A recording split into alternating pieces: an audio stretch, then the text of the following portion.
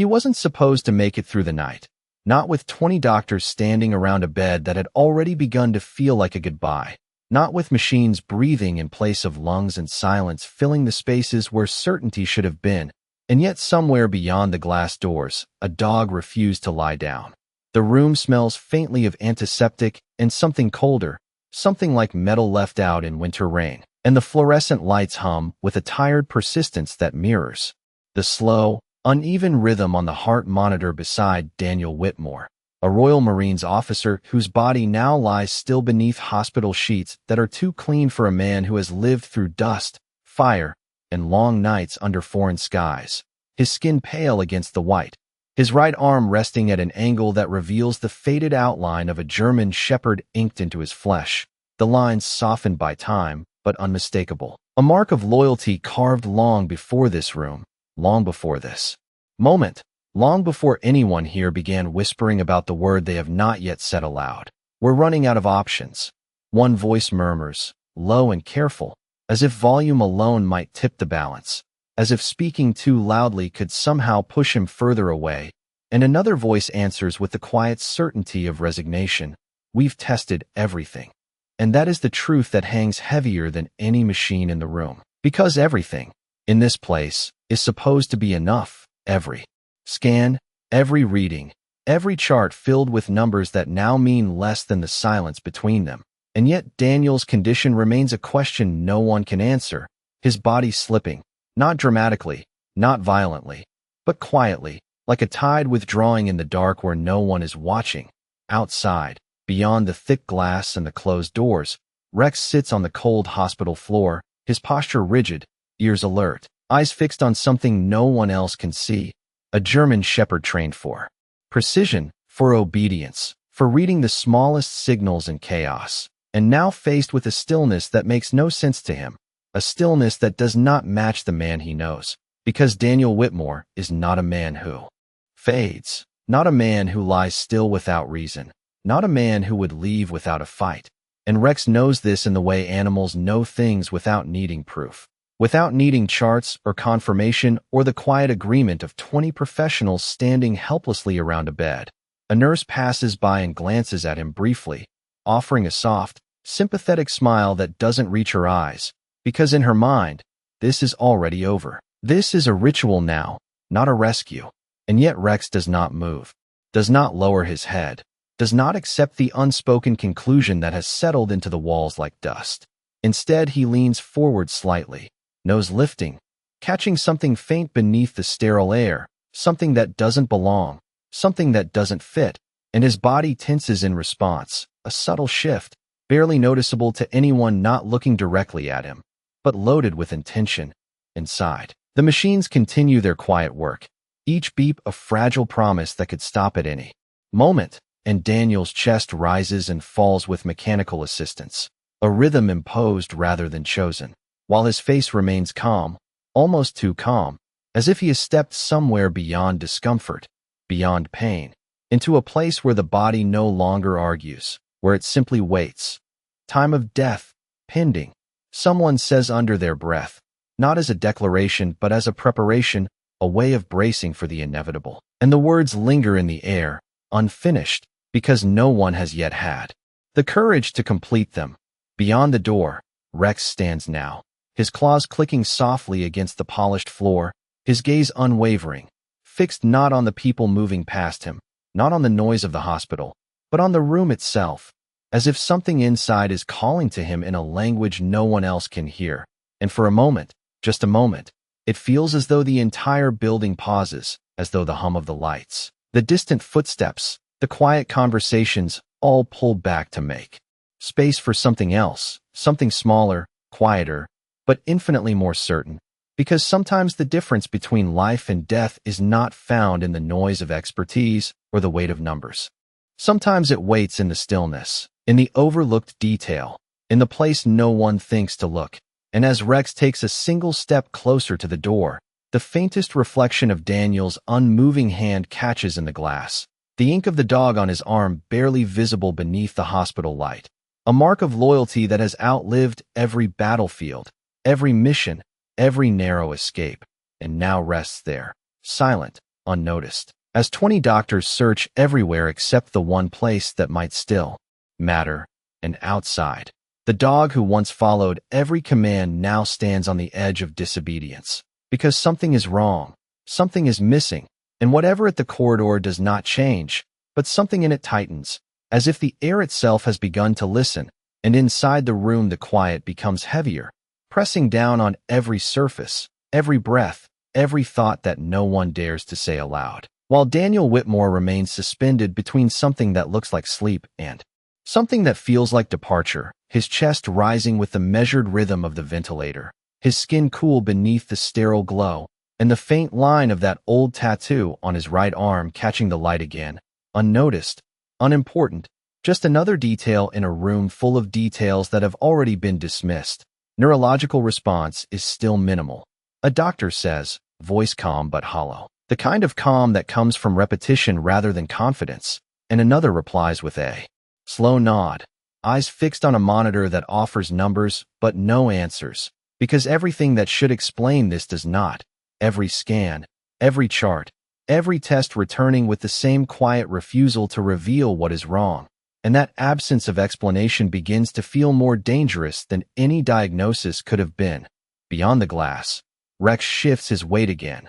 The movement subtle but deliberate, his paws adjusting on the polished floor as he leans closer, nose lifting slightly, drawing in the scent that leaks through the edges of the sealed room, faint and filtered, but still there, something beneath the antiseptic, something buried under layers of human control, and his ears tilt forward, catching not just sound but silence, the kind of silence that does not belong, because he has known Daniel in chaos, in noise, in the sharp edge of danger, and this stillness feels wrong in a way he cannot ignore. A young nurse passes him, her shoes whispering against the floor, and she pauses for a fraction of a second, glancing down at him, noticing the way he does not sit like other dogs, does not rest, does not accept. And there is a question in her eyes that she does not voice. Not yet.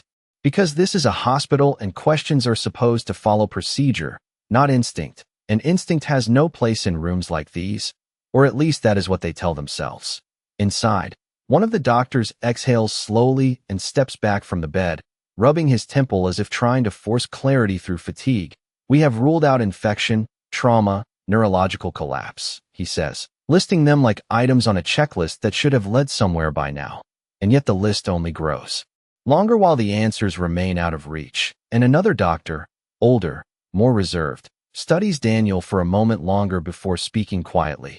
Sometimes the body shuts down in ways we do not fully understand, and the sentence hangs there, incomplete, because what it really means is that they are running out of time, and no one wants to be the one to say it first. Outside, Rex steps closer to the door, his nose now almost touching the glass, his breath leaving a faint fog that fades as quickly as it appears, and for a moment he stands completely still, as if aligning himself with something unseen. Something that does not exist in the language of machines or medicine. And then, slowly, his head tilts, just slightly, the way it does when a sound catches his attention. Except there is no sound here, nothing audible, nothing measurable, and yet his body reacts as if there is, as if something inside that room is calling to him in a way that bypasses everything else. The nurse returns, this time slower, her gaze lingering longer on the dog.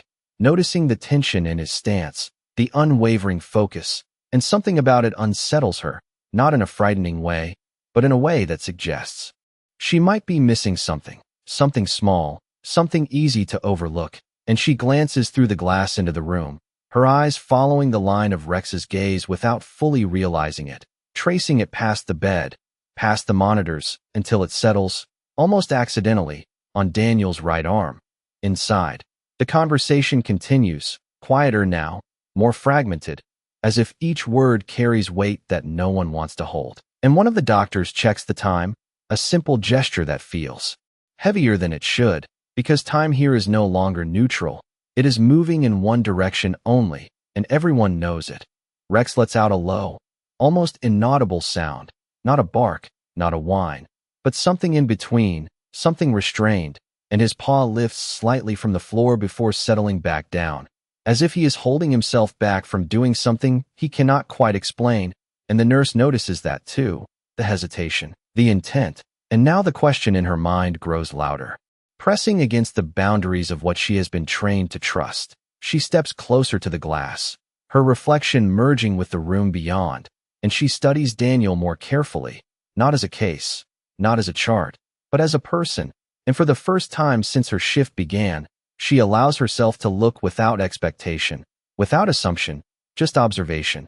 And it is in that moment, quiet and almost accidental, that the faint discoloration near the edge of the tattoo becomes just slightly more visible, not enough to alarm, not enough to confirm anything, but enough to exist, enough to be real. Behind her, footsteps approach, another member of staff moving with purpose, ready to continue the routine that has so far led nowhere. And the rhythm of the hospital resumes its steady pace, efficient, controlled, predictable. But Rex does not move, does not look away, because whatever he senses has not changed. Whatever he feels is still there, waiting, overlooked. And as the nurse hesitates for just 1 second longer, caught between protocol and instinct, the quiet tension in the corridor deepens, as if something fragile is about to shift, something small enough to be missed, but powerful enough to change everything. The moment does not arrive with noise but with hesitation, a pause that stretches just long enough to be noticed by the one person who is no longer entirely certain that everything here is under control. And Emily Clark feels it before she understands it, a quiet resistance inside her chest as she stands between the corridor and the room, her eyes drifting once more to Daniel Whitmore's arm, to that faint distortion in color that should mean nothing and yet refuses to disappear now that she has seen it. Because once something becomes visible, it rarely returns to being invisible, and her training tells her to move on, to trust the layers of expertise that have already passed over this body. But something older, something simpler, tells her to look again. Inside, the doctors begin to shift positions, one of them adjusting the drip with careful precision, while another reviews the chart as though the answer might have appeared in the margins since the last time he looked. And their movements are efficient, practiced, almost mechanical, the choreography of a system that works because it follows rules. And yet those same rules now form a boundary that no one has crossed. Not yet. Not until Emily takes a single step forward and speaks, her voice quieter than she expects, but steady enough to be heard. "Excuse me. Has anyone checked this area closely?" And for a moment the room does not react. Not because they have not heard her, but because the question itself feels misplaced. A deviation from the sequence they trust. One of the doctors glances up, mild surprise crossing his face before it settles into polite dismissal. "We have conducted a full examination," he replies, not unkindly, simply certain, and Emily nods as if she accepts this. But her gaze does not leave Daniel's arm, does not release the small detail that continues to insist on being seen, and Rex, beyond the glass, shifts again, his body aligning with the tension in the room as though he can feel the shift in her, the decision forming, the thin line between following protocol and following instinct. Emily steps closer to the bed now, the soft sound of her shoes against the floor marking each movement with quiet intention, and she reaches out, hesitating only briefly before gently turning Daniel's arm slightly to catch the light at a different angle.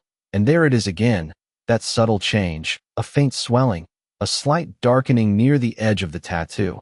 Nothing dramatic, nothing urgent at first glance, but not nothing either, and she leans in closer, her brow tightening as she studies it with a focus that cuts through the noise of the room. "This area, it looks irritated," she says, more to herself than to anyone else. And one of the doctors steps nearer, curiosity replacing dismissal as he follows her line of sight, his expression shifting almost imperceptibly as he sees what she sees, because now that it has been pointed out, it cannot be unseen, and he reaches out, pressing lightly against the skin, observing the response, the subtle resistance, the warmth that should not be there in a body that is otherwise cooling. "When was this tattoo done?" he asks, and the question feels like the first real question anyone has asked in hours, maybe longer, and no one answers immediately because it has not seemed relevant until now. Another doctor moves closer, his earlier confidence softening into concentration, and he studies the area with growing interest. "There could be an underlying infection," he murmurs, the words careful, measured. as if testing themselves before being fully spoken, and suddenly the room changes, not dramatically, but enough, the air shifting from resignation to possibility, from ending to uncertainty, and uncertainty, in this place, is something like hope. Outside, Rex's ears lift higher, his posture sharpening as if he recognizes the shift before anyone else fully understands it. His tail still, his entire body focused on the room beyond the glass. And for the first time since he arrived, he lets out a soft, controlled sound. Not a demand, not a cry, but something closer to acknowledgement, as though a message has finally been heard. Inside, instructions begin to form, quiet but urgent. Run a targeted blood panel. One doctor says, already reaching for the chart. Check for atypical bacterial markers. Another adds, and the rhythm of the room changes. No longer slow and resigned, but precise and deliberate. Each movement carrying a weight that had been missing before, and Emily steps back slightly, not out of retreat, but to give space to what she has set in motion, her eyes still on Daniel's arm, still on that small detail that refused to be ignored. The machines continue their steady work, unchanged in sound but different now in meaning, because they are no longer marking time toward an end. They are holding space for something that might still turn, and Daniel remains still, his face unchanged, his body quiet, but the story around him has shifted, the direction no longer fixed. One of the doctors glances briefly toward the glass, noticing the dog for the first time not as a presence, but as something else. Something that has been part of this moment from the beginning, and he does not say it out loud, does not give voice to the thought forming in his mind, but it lingers there. Nonetheless, quiet and undeniable. And in the corridor, Rex lowers himself slowly to the floor, not in defeat, not in rest, but in a kind of watchful patience, as if he understands that whatever comes next will take time, and that time, for now time changes its weight inside the room. No longer slipping quietly toward an ending but stretching, resisting, holding itself open as if waiting for permission to turn. And the monitors that once sounded like a countdown now begin to feel like a fragile bridge, something that might carry a man back if given the chance, while the doctors move with a renewed precision that is careful not to become hope too quickly, because hope in this place must be earned, must be proven, must survive scrutiny before it is allowed to exist. Samples are drawn with steady hands, labeled, passed on, each small action part of a chain that now has direction. And Emily Clark stands just beyond the immediate circle, watching not with relief, but with a quiet vigilance, as though she understands that seeing something is only the beginning, that it must still be followed, confirmed, believed, and acted upon. The faint discoloration on Daniel Whitmore's arm remains where it was, unchanged in appearance yet entirely transformed in meaning, no longer a detail but a question, and questions have a way of opening doors that were not there before. Outside, Rex remains low to the ground, his body still but not relaxed, every line of him held in a kind of silent readiness, his gaze fixed on the same place, the same arm, as if the glass between them does not exist, as if distance is something that applies only to those who rely on sight alone. The corridor hums softly. With distant movement, footsteps, muted voices, the quiet machinery of a hospital carrying on its endless work. But here, near this door, something has shifted into a slower, deeper rhythm, one that does not belong entirely to routine. Minutes pass, though they feel longer, stretched by anticipation, and then the first result returns, not loudly, not dramatically, but with a change in tone. A slight tightening in the voice of the doctor reading it.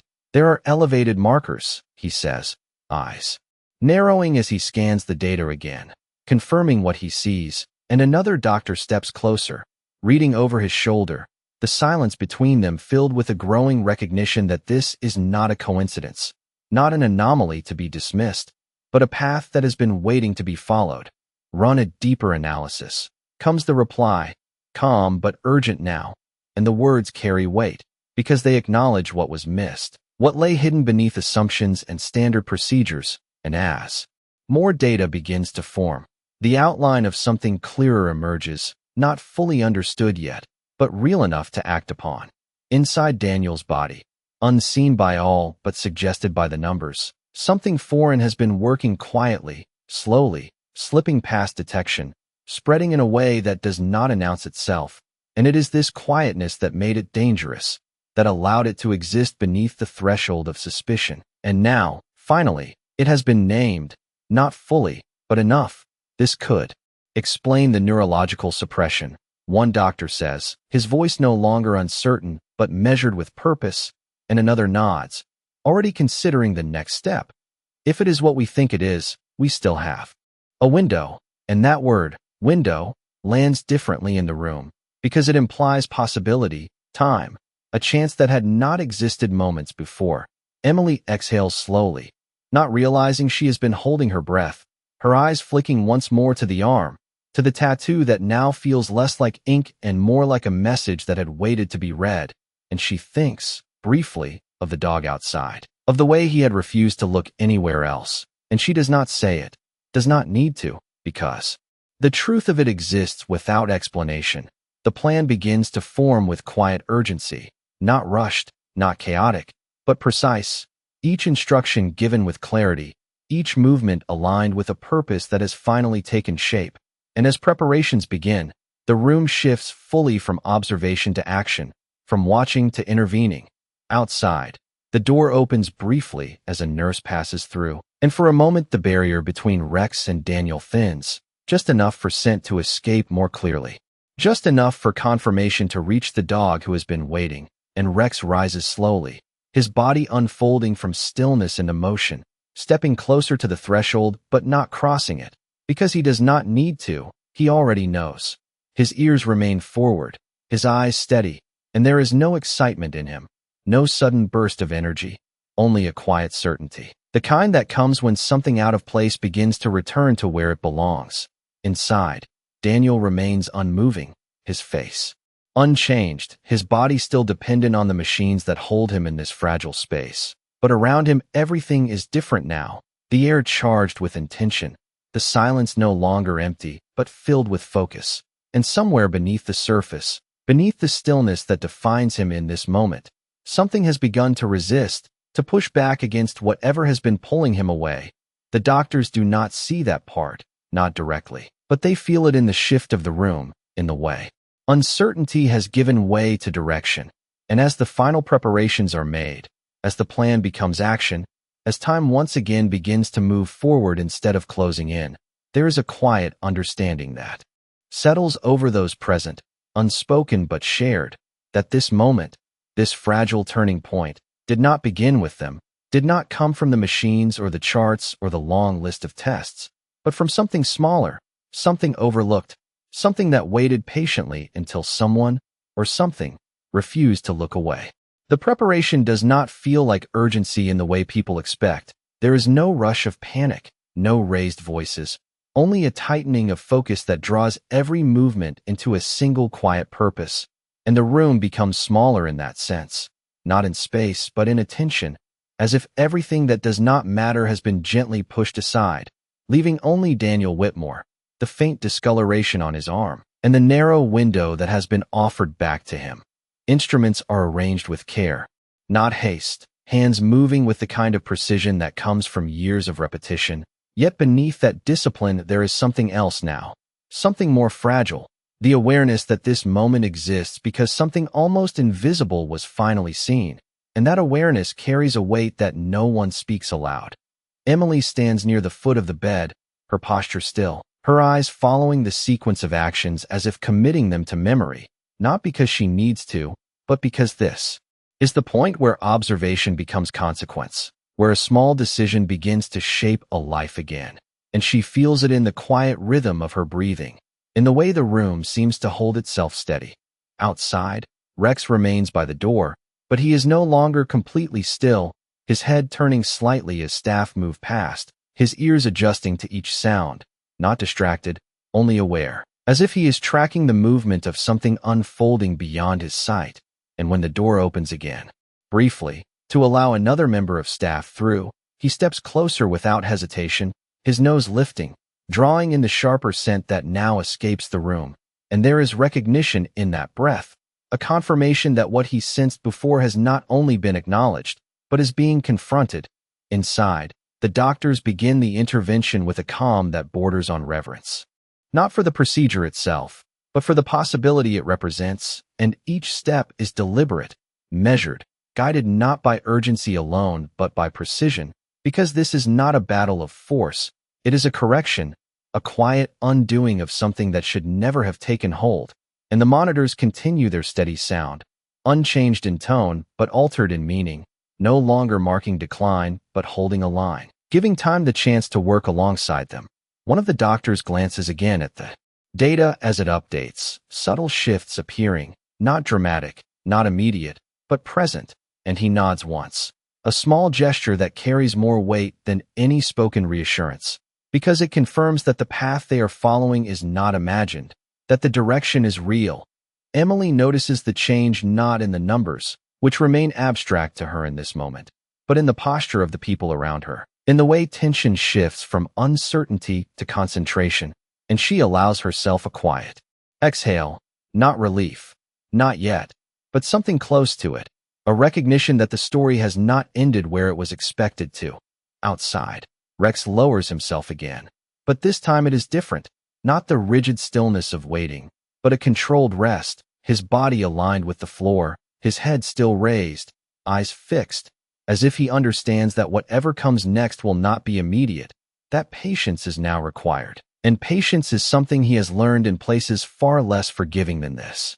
Corridor, minutes pass, measured not by the clock, but by the subtle changes within the room, by the way voices remain low but steady, by the way hands continue their work without hesitation, and then, slowly, almost imperceptibly, something shifts, not in a dramatic movement, not in a sudden change, but in the smallest of signs, a slight variation in the rhythm displayed on the monitor, a pattern that adjusts just enough to draw attention, and one of the doctors leans in closer, eyes narrowing. As he studies it, confirming that what he sees is not an error, not a fluctuation, but a response. There, he says quietly, and the word is not loud, not triumphant, but it carries through the room with a clarity that changes everything, because it marks the first undeniable sign that Daniel is no longer only being held, he is beginning to return. Emily feels it before she fully understands it, the shift in the air, the subtle release of tension that has been held for too long, and she looks again at Daniel's face, searching for something more, something visible, but his features remain still, unchanged, and yet the room knows, even without seeing, that something has begun beneath the surface. Outside, Rex lifts his head higher, his ears sharpening, his body tensing not in alarm but in recognition, as if a distant signal has reached him, faint but unmistakable, and he rises to his feet in a smooth, controlled motion, stepping closer to the door once more, his gaze unwavering. Inside, the doctors continue, not stopping, not slowing, because a response is not a conclusion, it is a beginning. And beginnings require care, require continuation, require belief that what has started can be carried forward, and as they work, the room holds that belief quietly, without declaration, without celebration, because it is still fragile, still forming, still dependent on what comes next. Emily glances once more at the tattoo on Daniel's arm, at the place where this turning began, and she does not see it the same way now, not as ink, not as a detail, but as a point of connection, a place where something hidden revealed itself through the insistence of a creature that could not explain what it knew. And she realizes, without needing to say it, that sometimes the smallest signals carry the greatest weight, not because they are obvious, but because they are the ones that refuse to be ignored. And in the quiet space between one heartbeat and the next, as the machines continue their steady rhythm and the room moves forward with careful intention, there is a sense, subtle but undeniable, that something has been given back, not fully, not completely, but enough to matter, enough to continue, enough for a man who was slipping away to find, once again, a reason to stay. The change does not arrive all at once. It comes in layers, quiet and deliberate, like light returning to a room before anyone notices the sun has risen, and inside the intensive care unit the rhythm of the machines begins to carry a different weight, no longer the fragile imitation of life, but something closer to partnership, as if the body beneath the sheets has begun to meet the machines halfway, responding in small, measured ways that only those watching closely can see, and the doctors do watch closely now. Every line, every number, every subtle shift examined with a focus that has replaced the earlier uncertainty, because uncertainty has given way to direction, and direction, even when fragile, is enough to hold on to. Daniel Whitmore remained still, his face calm, his breathing assisted, his presence suspended between absence and return, yet beneath that stillness something is changing, something that does not announce itself with movement or sound, but with resistance, a quiet refusal to continue fading. And the signs are there for those who know how to read them, the slight stabilization in his readings, the gradual correction of what had begun to slip, each detail small on its own, but undeniable together. Emily Clark stands just beyond the immediate circle again, her hands loosely clasped, her posture composed, yet her attention never wavers, following each moment as if it matters, because it does, because she understands now that what appears insignificant can hold the weight of everything. And her gaze drifts once more to the tattoo on Daniel's arm, the ink that has become more than memory, more than identity. Now a marker of the moment everything began to turn. Outside, Rex does not move away from the door, his body aligned with it as though anchored by something deeper than habit, his ears shifting with every sound that escapes the room, his eyes steady and alert, and when footsteps pass behind him or voices echo down the corridor, he does not react, not because he cannot hear them, but because they do not matter, not compared to what lies beyond the glass, not compared to the quiet signal he felt and followed without hesitation. Time continues, measured not by clocks but by change, and within the room the pace remains controlled, careful, deliberate, as further treatment is administered, adjustments made with precision, each action building upon the last, not rushing, never rushing, because what is being restored cannot be forced, it must be guided, supported, allowed to find its way back at its own pace. One of the doctors leans closer to the monitor, studying the pattern as it shifts again, slightly stronger now, slightly more consistent, and he nods once, a gesture that carries quiet confirmation.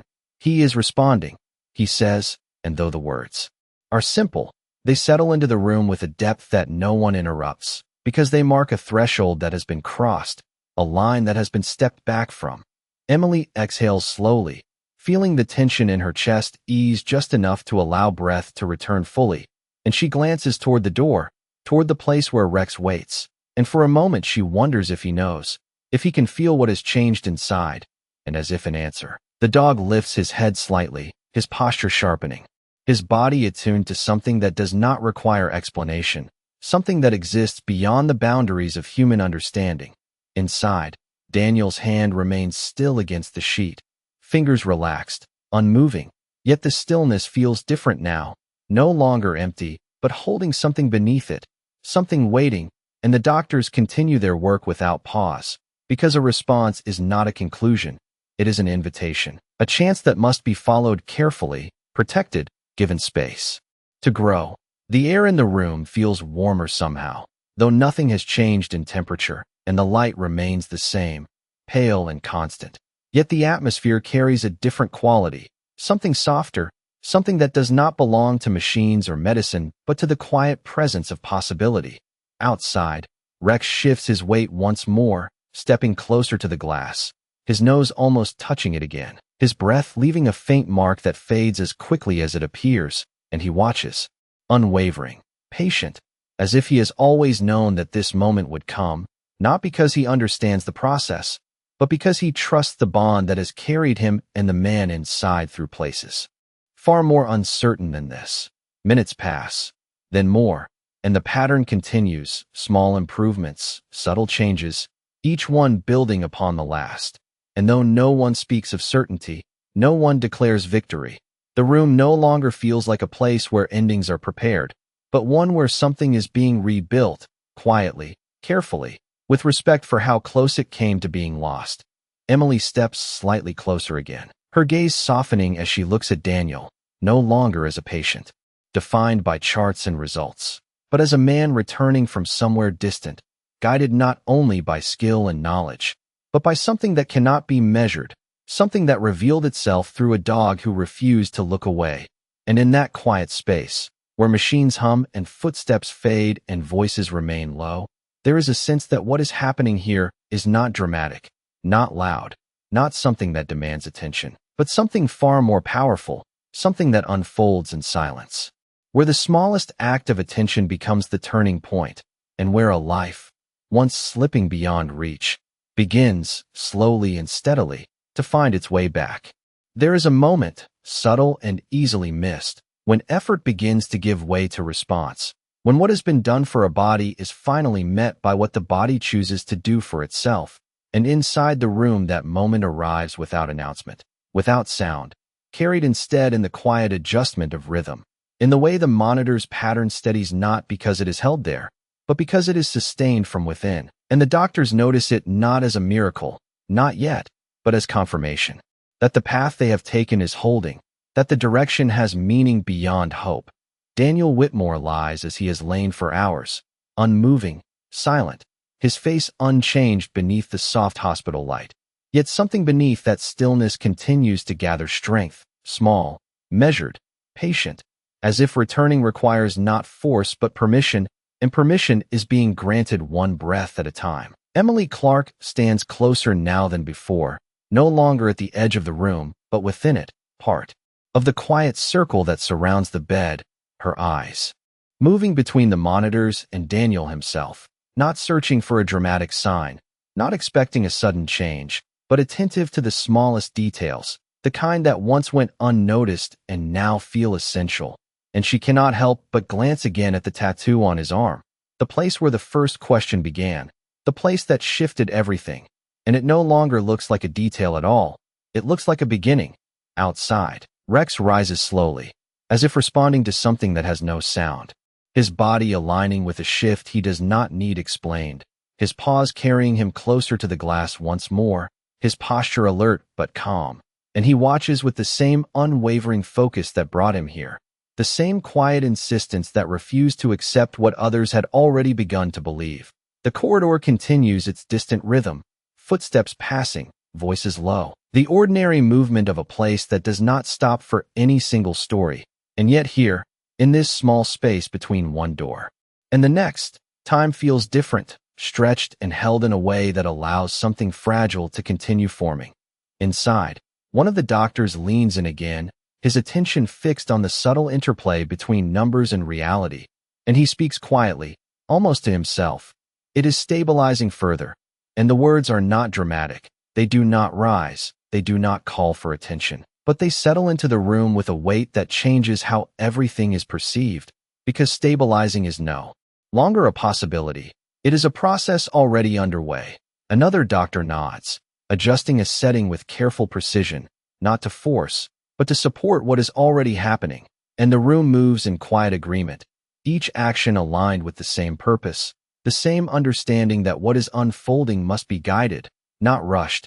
Emily steps closer still, drawn not by urgency, but by presence, and she looks at Daniel's hand, resting where it has always rested, fingers relaxed against the sheet. And for a moment nothing changes, nothing moves, and then, so slight it could be mistaken for imagination, there is a shift, a tension where there was none, a faint tightening that passes through the smallest part of his hand, and she stills, her breath catching not in alarm but in recognition, because she knows the difference between stillness and the beginning of movement. She does not speak immediately, does not break the moment with certainty, but one of the doctors notices too, his eyes narrowing as he focuses, watching, waiting, and there it is again, not a movement, not yet, but a response, subtle and undeniable. And he exhales slowly, the kind of breath that carries both relief and restraint.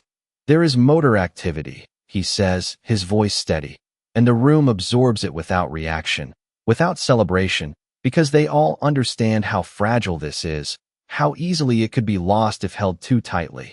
Outside, Rex lets out a soft sound, low and controlled, not a bark, not a call, but something closer to acknowledgement, as if he has felt the same shift through a bond that does not rely on sight or sound. And he stands there, steady, patient, as though he has always known that this moment would come, not when, not how, but that it would, Because the connection he carries does not measure time the way humans do. It simply endures. Inside, Daniel remains still once more, the brief signal fading back into quiet. But it is no longer the same quiet. It is no longer empty. It holds within it the memory of response, the promise of continuation. And the doctors continue their work with renewed precision, not because they need to change course, but because they now have confirmation that the course is correct. Emily steps back slightly, her gaze lingering on Daniel, her expression softening in a way she does not fully notice. And she realizes that this is what it means for a life to return, not in sudden, dramatic moments, but in fragments, in small, almost invisible signs that build upon each other until they can no longer be ignored. The room settles into this new understanding, this quiet agreement that something has shifted beyond doubt, and as the machines continue their steady rhythm and the light remains unchanged, there is a presence that fills the space, something that does not belong to medicine alone, something that exists in the connection between a man and the dog waiting just beyond the glass. Something that began with a refusal to look away and now continues with a life finding its way back, one small signal at a time. The room does not celebrate the change. It absorbs it, holds it carefully as if even acknowledgement might disturb what is still fragile. And yet beneath that restraint there is a quiet shift that no one can deny. Because once a body begins to respond, it cannot return to being only stillness. And Daniel Whitmore is no longer entirely absent. No longer suspended in that uncertain space where nothing answers back. He is present now in fragments, in signals so small they would once have been dismissed, but now they are watched with a kind of reverence that belongs only to moments that almost never happen twice. The monitors continue their steady rhythm, but there is a strength in the pattern now, a consistency that was not there before, and the doctors move with a calm precision that has changed in tone, no longer searching for what is wrong, but supporting what has begun to correct itself, adjusting, guiding, allowing the process to continue without interruption. Emily Clark remains close, her attention fixed not on the machines but on Daniel himself, on the subtle interplay between stillness and return, and she notices the way his breathing, though still assisted, seems less dependent, less forced, as if somewhere beneath the surface his body is remembering something it had nearly forgotten, something instinctive, something essential. Outside, Rex stands at the glass once more, his posture tall, his body aligned with the space beyond the door, and he does not move, does not shift, because he does not need to. The change has reached him already, not through sight or sound, but through that quiet connection that has guided him from the beginning, and his eyes remain fixed, unwavering, as if he is holding the moment steady simply by refusing to let it pass unnoticed. Inside, the doctors begin to reduce the level of support in small, careful increments, testing, observing, allowing Daniel's body to meet them halfway, and each adjustment is followed by a pause, a moment of waiting, of watching, of listening for the response that will determine the next step. And the response comes, not dramatically, not suddenly, but steadily, consistently, enough to continue, enough to move forward. One of the doctors glances at the others, a brief exchange of understanding passing between them, and though no one speaks it aloud, the meaning is clear. This is no longer a question of whether he will respond, but how far that response will carry. Emily's gaze drifts once more to Daniel's hand, resting against the sheet, and she watches it with quiet focus, not expecting, not demanding, simply present. And for a moment nothing happens, the stillness returning, the room holding its breath without realizing it. And then, slowly, deliberately, one finger shifts, just enough to break the pattern of stillness, just enough to confirm what they have all begun to believe. And this time there is no doubt, no hesitation. The movement is real, controlled, chosen. A doctor steps closer, his voice low but certain. "Daniel, if you can hear me, try to move your hand again." And the words settle into the space around the bed, gentle, unforced, and for a moment nothing changes, the silence stretching, the room waiting, and then the finger moves again, slightly stronger, slightly clearer, and the shift is complete, not because he is fully awake, not because he has returned entirely, but because he has crossed the line that separates absence from presence. Outside, Rex exhales softly, a sound that carries through the quiet corridor, and he lowers his head just slightly, not in exhaustion, not in relief, but in something deeper, something like recognition, as if the signal he has been holding onto has finally been answered. Inside, the doctors continue with care, not rushing the moment, not overwhelming it, because they understand that this is only the beginning. That recovery is not a single event, but a process that unfolds over time. And time, for now, has been given back. Emily steps back slightly, allowing the space to adjust, her eyes still on Daniel, and she feels something settle within her, not triumph, not pride, but a quiet understanding of what has happened here, of how close it came to being missed, and how something so small became the turning point. The light in the room remains soft, unchanged, the hum of the machine steady, the atmosphere calm, and yet everything is different now, because a man who was slipping away has found his way back to the edge of presence, guided not only by knowledge and skill, but by a bond that refused to be ignored. Outside, Rex remains where he is, patient, watchful. His presence as steady as it has always been, and he does not move away, not yet, because the story is not finished, because the man inside is still returning, and he will be there, just beyond the glass, until that return is complete, until the silence is fully replaced by something stronger, something certain, something alive. The room holds the moment the way a tide holds before it turns, not rushing forward, not pulling back, but suspended in that fragile balance where everything that follows depends on what happens next, and Daniel Whitmore lies within that balance, no longer lost to silence, no longer unreachable, but not yet fully returned, his presence marked now by the smallest acts of will, the faint movements that carry more weight than any words spoken in the room, and the doctors remain close, their attention sharpened, their movements careful, because they understand that this is where mistakes are made, not in the chaos of failure, but in the quiet of recovery when something delicate is mistaken for something certain. The monitors continue their steady rhythm, each line now carrying a story that is slowly rewriting itself, each signal confirming that the body beneath the sheets is no longer only being supported. It is participating, responding, remembering how to exist beyond assistance. And that process, though quiet, is undeniable. Emily Clark stands at the side of the bed, her presence steady, her gaze fixed on Daniel's face now rather than his hand, watching for something deeper, something that will move beyond reflex and into awareness, and she does not rush the moment, does not expect it to arrive on command, because she has already learned that the most important things in this room do not respond to urgency. They respond to patience. Outside, Rex remains where he has always been, his body aligned with the door, his posture calm but unwavering, and there is a stillness in him that mirrors the stillness inside, not empty, but full, as if he is holding a place for something that has not yet fully arrived. And when a nurse passes by, he does not shift, does not break his focus, because nothing in the corridor matters compared to what is unfolding beyond the glass. Inside, one of the doctors leans closer. Again, his voice low, measured.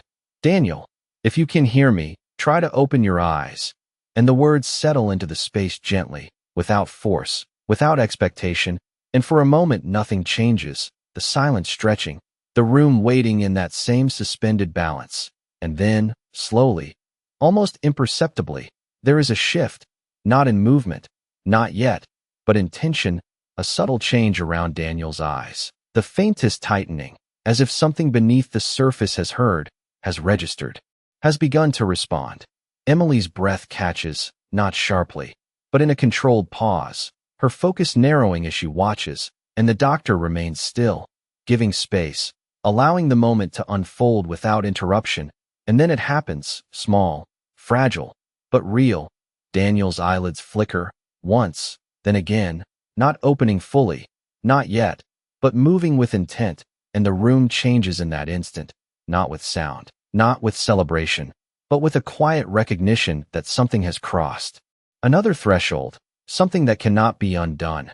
Outside, Rex lifts his head slightly higher, his ears forward, his body responding to something he cannot see, and he steps closer to the glass, his nose almost touching it, his breath leaving a faint mark that fades as quickly as it appears, and he watches, unwavering, as if he knows that the man inside is finding his way back, step by step, signal by signal. Inside, the doctor speaks again, softer this time. That is good, Daniel, stay with us. And the words are not commands. They are invitations, gentle and steady, and Daniel's eyelids move again, this time lingering slightly longer before settling back, as if the effort itself requires more than his body can yet sustain, and that is understood, accepted, because this is not a moment of completion, it is a moment of beginning. Emily feels the shift settle deeper now, no longer fragile in the same way, still delicate, still requiring care, but grounded in something real, something that has already happened and cannot be taken back, and she glances briefly toward the door, toward Rex. And for a moment she allows herself to acknowledge what she has known quietly since the beginning. That this turning point did not belong entirely to medicine, that it began with something else, something instinctive, something that refused to accept what logic had already decided. The doctors continue their careful adjustments, reducing support where it is no longer needed, observing how Daniel's body responds, allowing him to take more of the work back for himself, and each small success builds upon the last. Not dramatically, not visibly to anyone outside this room, but with a steady progression that speaks of recovery, of return. The light remains soft, the air steady, the hum of the machines constant, and yet everything within the space has changed, because a man who was once slipping beyond reach has begun to respond to the world again, not fully, not completely, but enough to be here, enough to be seen, enough to be called back. Outside, Rex lowers himself slowly to the floor once more, his body settling into a position of quiet watchfulness, his head still raised, his eyes still fixed on the room, and there is no urgency in him now, no tension, only a steady presence, as if he understands that the hardest part has passed, that what remains is time, patience, and the continuation of something that has already begun. And inside, as Daniel's eyelids rest once more, not in absence but in recovery, the room holds that understanding in silence, not needing to speak it, not needing to celebrate it, because some moments are too quiet for words, and some returns are too fragile for noise. And in that silence, something real continues to grow, something that began with a single unnoticed detail and now carries the weight of a life finding its way back. The room no longer waits for proof that he is returning. It begins to work with the quiet certainty that he already is, and the difference is subtle but unmistakable, carried not in loud declarations, but in the way every movement now supports something living rather than preserving something fading. And Daniel Whitmore lies at the center of that shift, no longer suspended between absence and presence, but moving, slowly, steadily, toward awareness. Each breath less borrowed, each response more his own. The machines still hum, still guide, still hold their place, but they no longer lead. They follow, adjusting to him instead of defining him, and the doctors recognize this change not as an end, but as a responsibility, because what has begun must be protected with the same care that found it. Emily Clark remains close, her posture softer now, her attention no less focused but no longer edged with uncertainty, and she watches Daniel's face as though listening for something deeper than sound. Something that moves beneath the surface before it rises into view. And she notices the faint tension returning to his features, the subtle signs of effort, of awareness trying to form where there was once only stillness.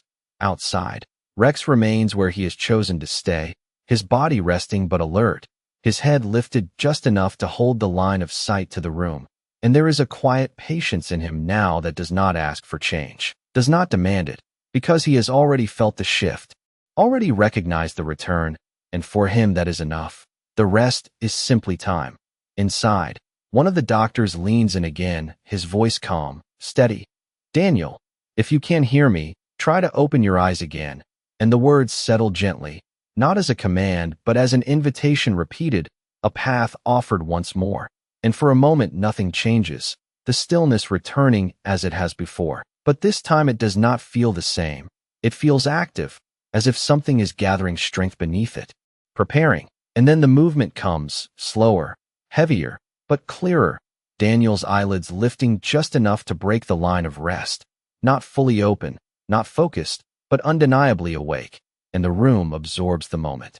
without sound, without reaction, because it is too important to disturb, too fragile to claim too quickly.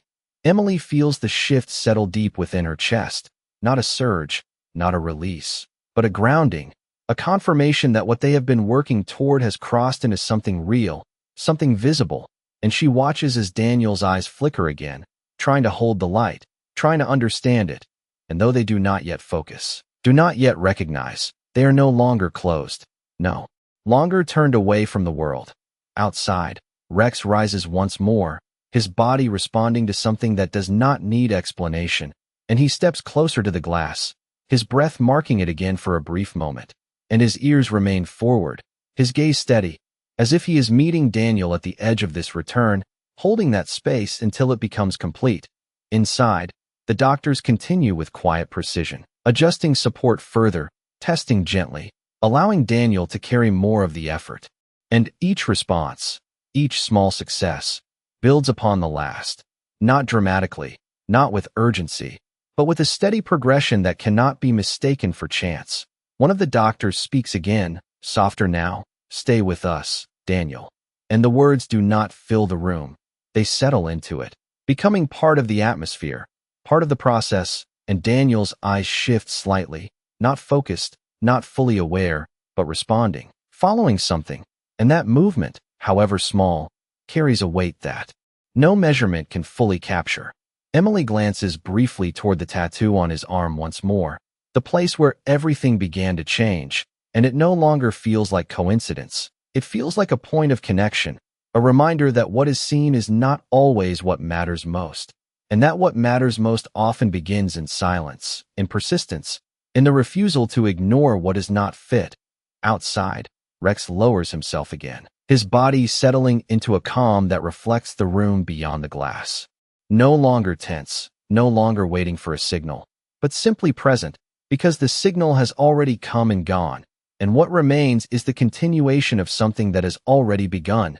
Inside, Daniel's eyes remain partially open now, resting between effort and recovery, not yet fully engaged with the world, but no longer separated from it. And the doctors step back slightly, giving space, allowing the process to continue without pressure, without interference, because they understand that this moment, like all the others, cannot be forced, it can only be supported.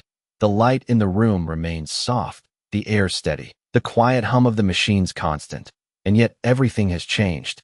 Because a man who was once slipping away now rests on the edge of awareness, his presence returning in layers, each one building upon the last, each one bringing him closer to something whole.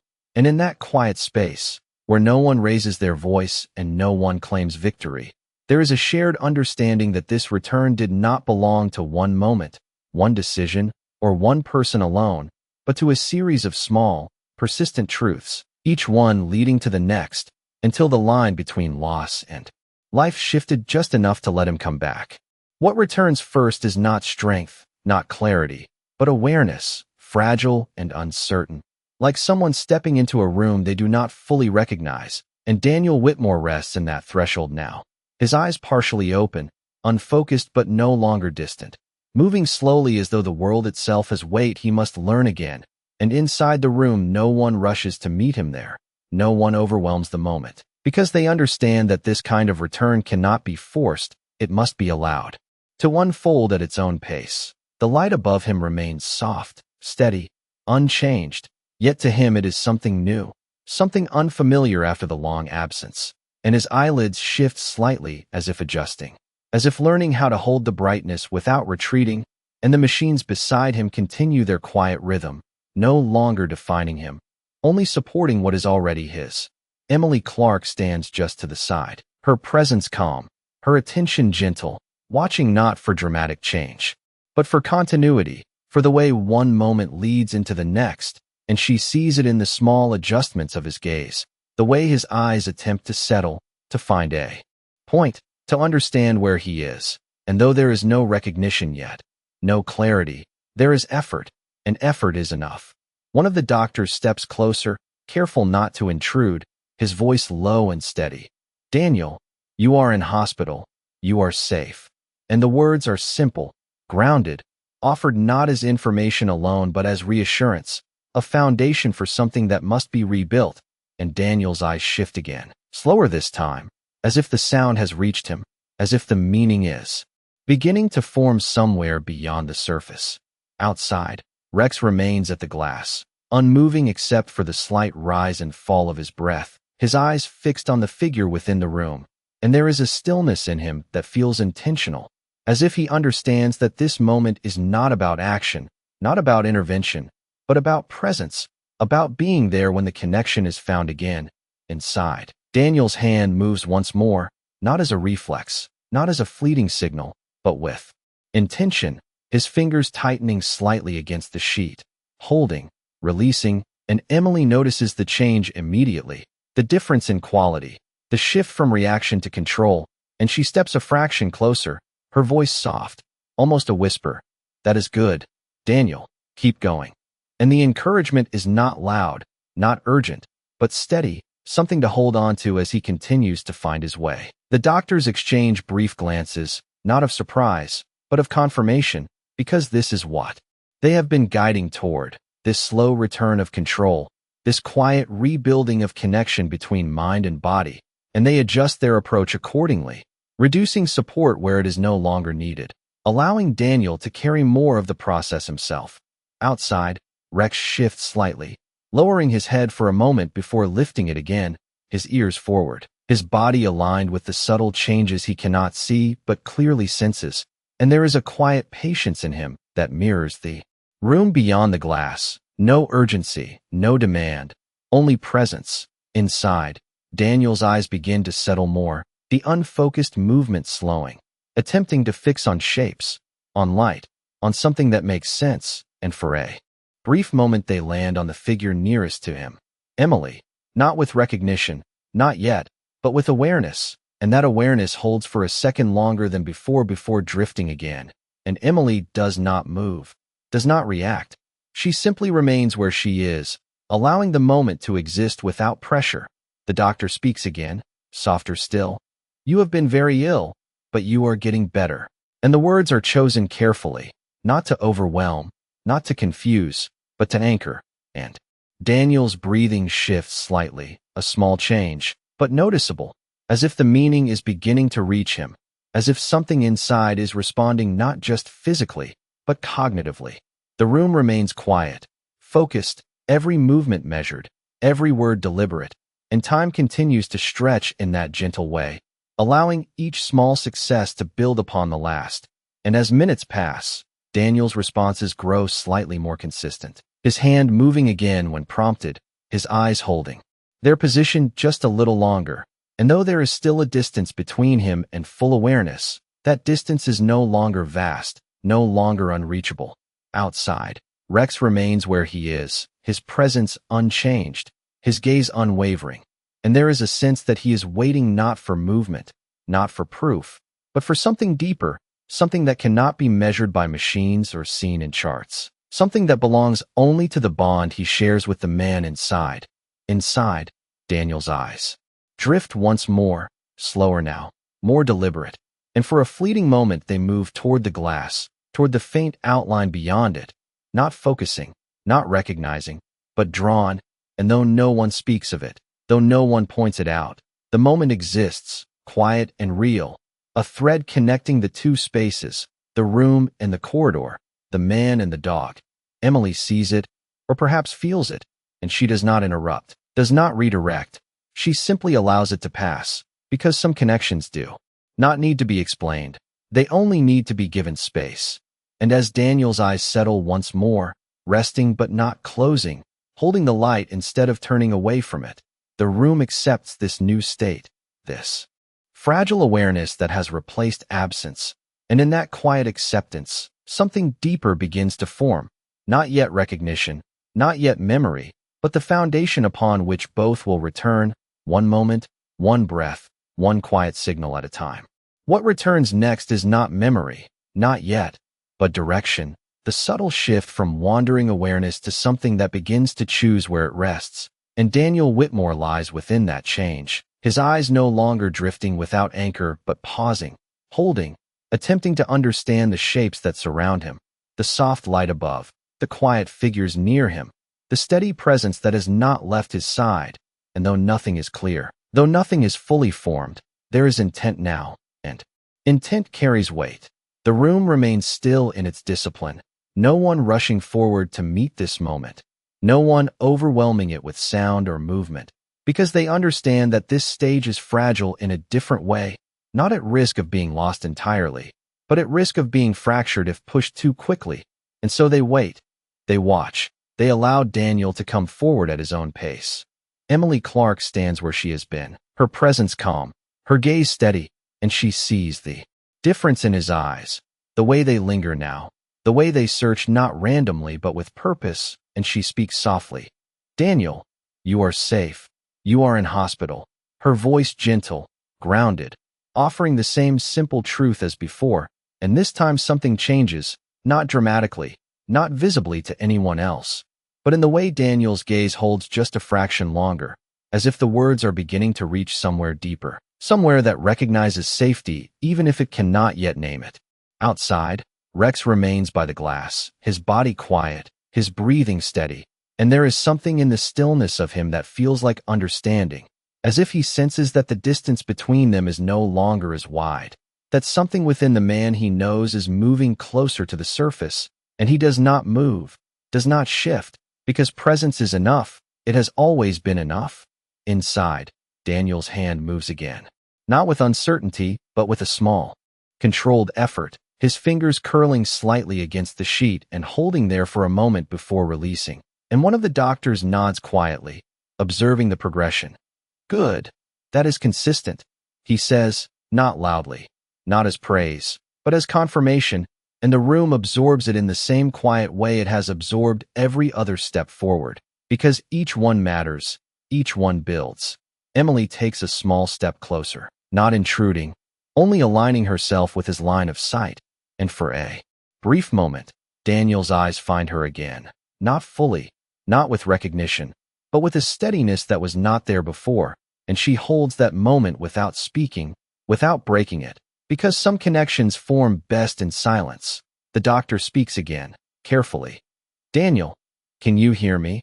And the question hangs in the air, simple, direct, and for a moment there is no response, the stillness returning as it has before. But then, slowly, Daniel's fingers move again, a slight tightening, a faint but deliberate response, and the meaning settles into the room without needing to be spoken, because it is understood, because it is enough. Outside, Rex shifts slightly, his ears lifting, his posture sharpening just enough to reflect the change, and he steps closer to the glass once more, his nose almost touching it, as if closing the space between them in the only way he can. And there is no sound from him, no bark, no whine, only the quiet presence that has carried him through every moment of this. Inside, the doctors adjust their approach again, their movements guided by what Daniel is now able to do, reducing support further, allowing him to take more of the effort, and each adjustment is followed by careful observation, ensuring that what has been gained is not lost, that the progress continues, steady and controlled. Emily glances briefly toward the tattoo on his arm once more, the place where everything began to turn, and she feels the quiet weight of that moment. Again, the understanding that something so small, so easily overlooked, carried the beginning of all of this, and she does not dwell on it, does not need to, because it has already done its work. Inside, Daniel's eyes move again, slower now, more deliberate, and this time they linger longer, settling on the shapes around him, the light, the figures, the edges of the room, and though recognition has not yet formed, there is awareness, there is presence, and that presence continues to grow. The doctor speaks once more, his voice calm, steady. "You are doing well, Daniel, keep with us," and the words settle gently, becoming part of the rhythm of the room, part of the process that is guiding him. Back, outside, Rex lowers himself slowly to the floor again, his body relaxed but alert, his gaze never leaving the room, and there is a quiet sense that what he has been waiting for is no longer ahead. It is already happening, unfolding step by step, breath by breath. Inside, the room remains as it has been, quiet, focused, deliberate, and yet everything within it has changed. Because the man who once lay beyond reach is now present, responding, aware in fragments that are slowly forming into something whole. And those fragments, though small, carry the weight of a life returning, not in a single moment, but in a series of quiet, persistent steps that no one in the room will ever mistake for anything less than extraordinary. It does not end with a dramatic moment. No sudden rise, no loud declaration. Because some stories do not need noise to be complete, they end in something quieter, something steadier, something that lingers long after the moment itself has passed. And Daniel Whitmore lies within that quiet now, no longer at the edge of absence, no longer returning in fragments, but present, fully within the room, his eyes open, not searching aimlessly but holding, recognizing shapes, light, movement, and slowly, carefully, beginning to recognize meaning. The machines beside him remain, their steady rhythm now a background rather than a guide, and the doctors step back slightly, their work shifting from intervention to observation, from urgency to care, because the line has been crossed, the return has been made, and what remains is the gentle process of rebuilding what was nearly lost. Emily Clark stands near the bed, her posture relaxed in a way it has not been before, her attention still present but no longer strained, and she watches as Daniel's gaze moves again, slower now, more deliberate, settling on her for a moment. Not with confusion this time, but with a faint trace of awareness, the beginning of recognition, and she offers a small, quiet smile, not to force the moment, not to rush it, but to meet him where he is. "You are safe," she says softly, the same words she has spoken before. And this time they seem to land differently, not just heard but understood in some small, essential way. And Daniel's eyes hold on her a fraction longer before drifting again, not lost, just adjusting, learning, returning. Outside, Rex remains by the glass, his body still, his gaze unwavering.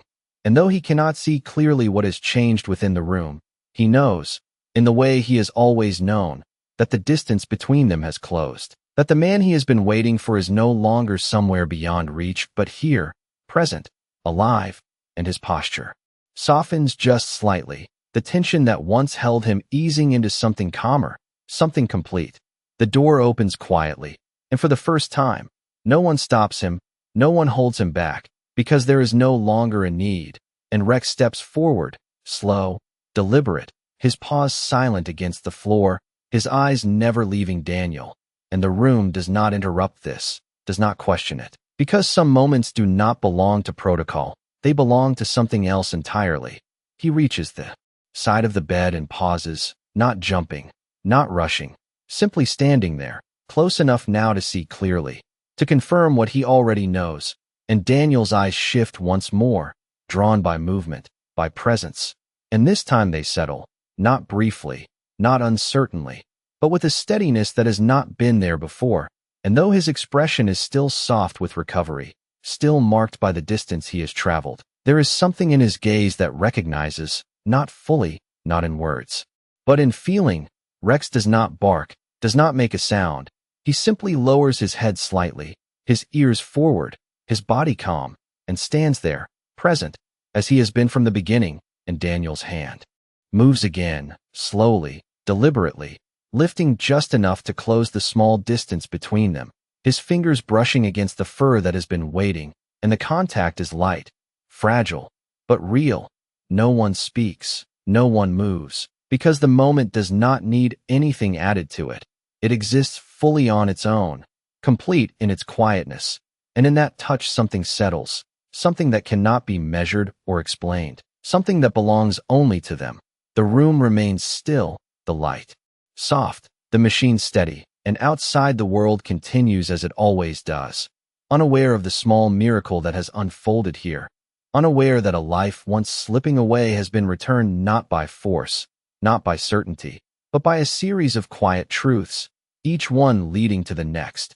Emily watches from where she stands, her expression calm, her understanding deeper than before, and she glances once more at the tattoo on Daniel's arm, the place where everything began. And she does not need to say anything, does not need to explain, because the story has already told itself. Daniel's hand remains resting lightly against Rex, his eyes no longer drifting, no longer searching, but holding, present, aware, and though there is still distance to travel, still recovery ahead, the hardest part has already passed. The return has already been made. And in that quiet space, where no one claims credit and no one seeks recognition, there is only the simple truth of what has happened, that sometimes the answer is not found in what we know, but in what we are willing to notice, that sometimes the smallest signal carries the greatest meaning, and that sometimes, when everything else fails, it is not a voice or a machine that brings someone back, but a presence that refuses.